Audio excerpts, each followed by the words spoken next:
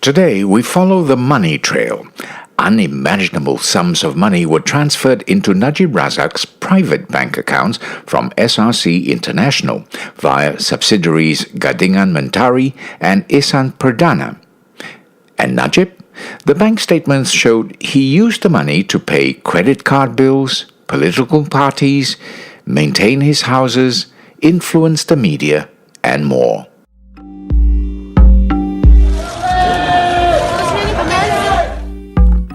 Aras Pleno.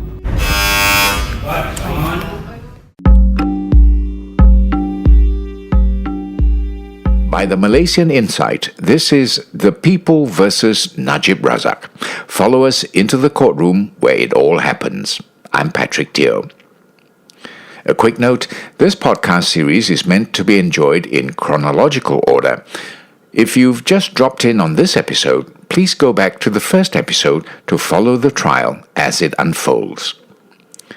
Najib Razak arrived in court this morning accompanied by his wife Rosmah Mansor. But she wasn't there to support him. She had a case mention of her own. Rosmah was demurely dressed in a green baju kurung with pink accents, while Najib opted for a light brown suit and a purple tie with crisscross pattern, a similar look from day 4. Both looked cheerful as they greeted a small group of supporters at the court lobby. Rosmah appeared before Justice Muhammad Zaini Mazlan for mention on her money laundering and corruption case, but it was postponed to May 3rd, pending a proposed joint trial for Rosmah and her former aide Rizal Mansor. Meanwhile, Najib had half an hour to settle down as court began at 9:30. In that time, he could be seen chatting with his friends in the public gallery, checking his phone and conferring with his lawyer Shafi Abdullah. When Justice Muhammad Nazlan Muhammad Ghazali entered, Najib made his way to the dock where his 2 cushions awaited. His books were nowhere to be seen. In their place were what looked like some loose papers. Day 8 began with prosecution witness 18, Ashraf Abdul Razak, a lawyer who worked in Zulkarnain and Company for more than 20 years. He said he is also the personal lawyer for Habibul Rahman Kadir Shah, an associate of Najib. In 2015, Ashraf received a check for 2.5 million ringgit made out to Zulkarnain and Company from his client Habibul. He told Ashraf the money came from a defense contract he had worked on. Habibul owned a company called Fuel Subs House in Sdn Bhd, and Ashraf had also worked on fuel subsidy tenders for them. Ashraf told the court he banked in the check into the law firm's account and was later instructed by Habibul to issue checks to, among others, his wife and children. He was also asked to write checks to different parties, some of which were cash checks. During cross-examination, they asked him why was the check made out to Zulkarnain and how he had come to manage the funds. He said he didn't know, but he didn't think it was suspicious because he had known Habibul a long time and Habibul is also a respected businessman. Through all of this, Najib listened, with his arms folded.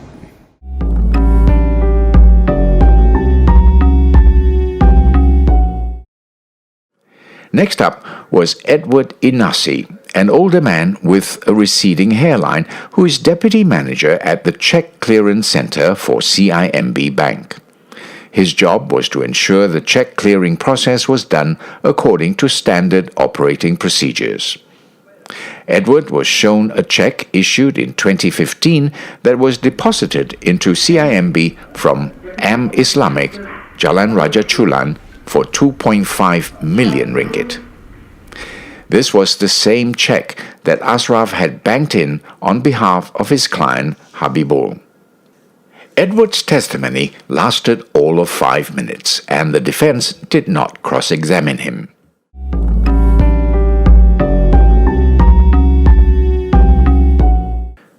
Dressed in a camouflage print baju kurung with a green tudung, prosecution witness number 20, was Rosia Rosli, an electronic fund transfer processing officer from Affin Bank, Jalan Raja Chulan. Here is Ravin. Rosia took the stand and started reading from a prepared statement. She explained her role at the bank with regards to the real-time electronic transfer of funds and securities, or renta system.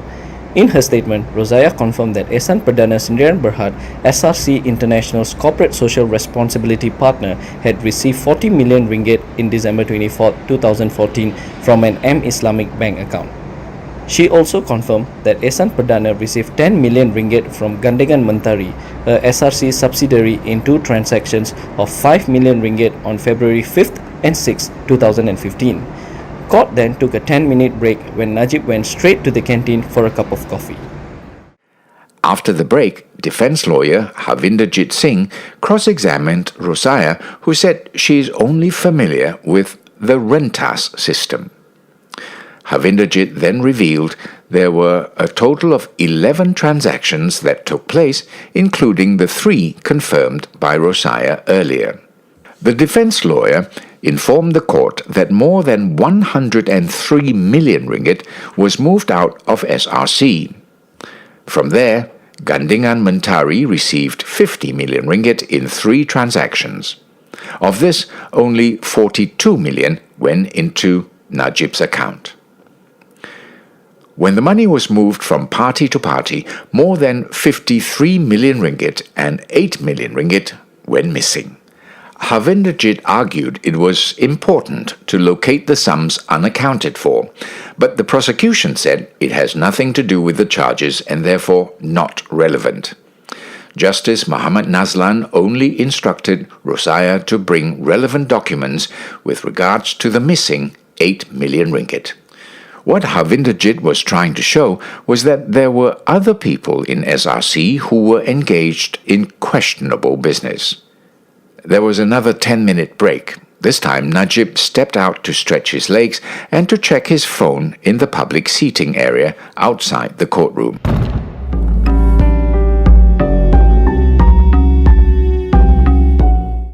The rest of the day was spent on witness number 21, Uma Devi. She is the Ambank Jalan Raja Chulan branch manager.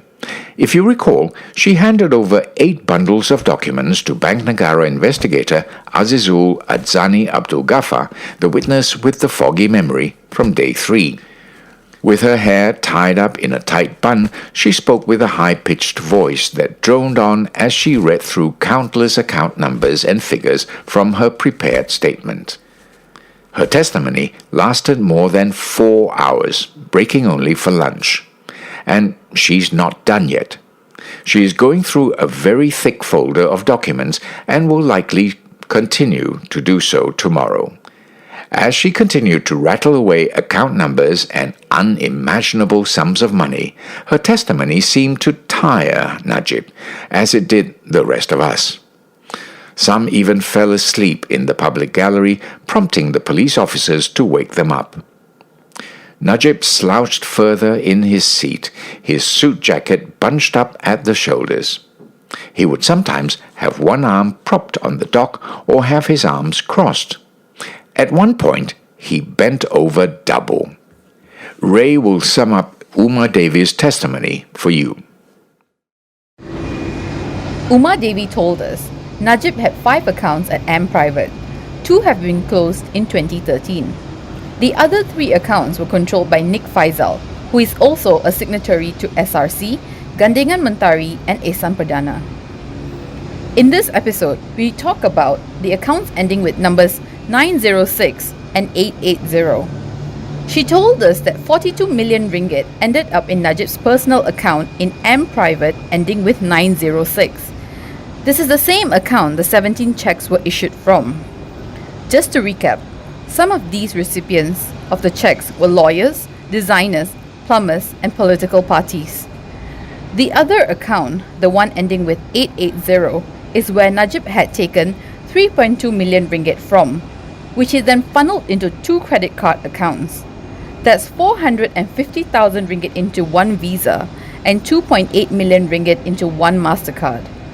To put it in a nutshell, SRC transferred 50 million ringgit from his M-Bank account to Gandingan Mentari's account, which is also in M-Bank.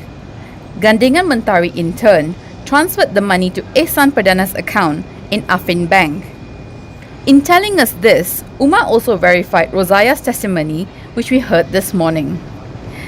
In case you're doing the math here and wondering where the remaining 8 million ringgit went, as we mentioned earlier, it went into an unknown account.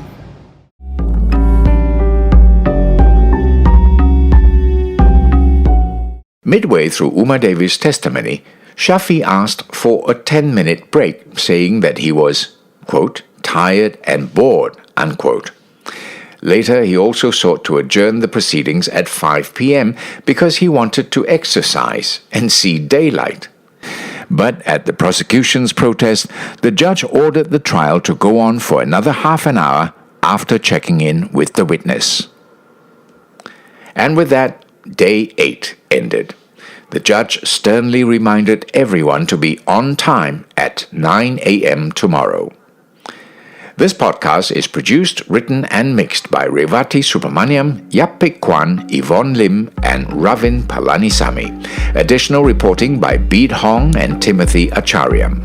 Other recordings from the court are by Jeremy Singh and Hasmiza Hassan. I'm Patrick Teo.